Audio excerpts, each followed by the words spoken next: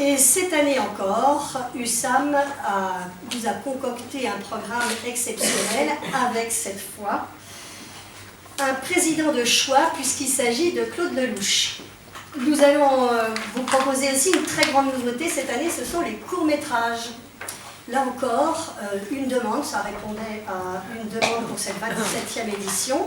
Et cette section de shortcuts, c'est 10 courts-métrages qui ont été sélectionnés, spécialement pour cette compétition. Ils seront départagés par le jury franco-britannique, hein, bien entendu, présidé par Marianne, la merveilleuse Marianne Denicourt.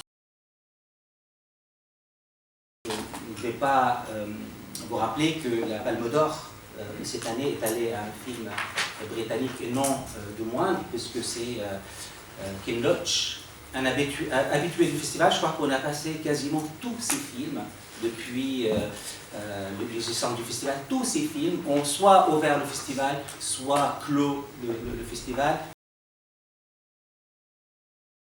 C'est un pays qui s'interroge sur l'avenir de ses habitants, mais l'avenir aussi dans l'Europe.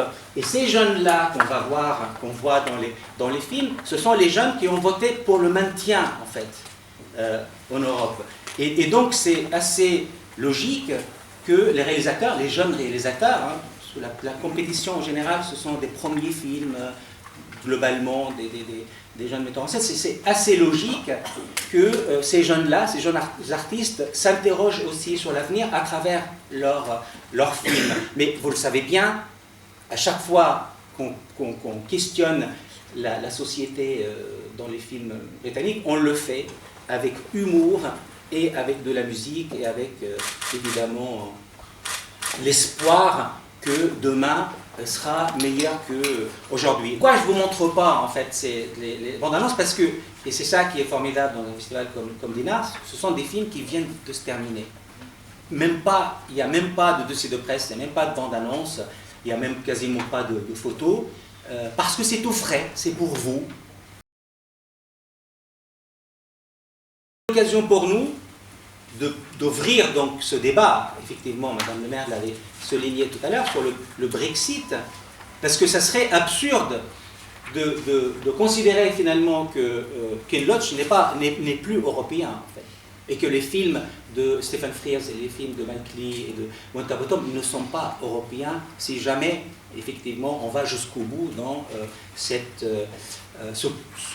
côté théâtre qui est le Brexit, alors que la plupart des professionnels donc, du cinéma et la plupart des jeunes étaient pour le maintien de ce pays-là en Europe. Donc c'est l'occasion d'ouvrir le débat avec évidemment la productrice de ce film qui a réussi à produire ce film avec l'aide des Belges et des Français, donc des plans médias Europe, etc., qui a eu quelque chose comme 100 000 € pour faire ce film. Donc sans l'Europe, encore une fois, ce genre de film et les petits films, les films fragiles, ne pourront pas sortir et ne pourront pas finalement obtenir des prix.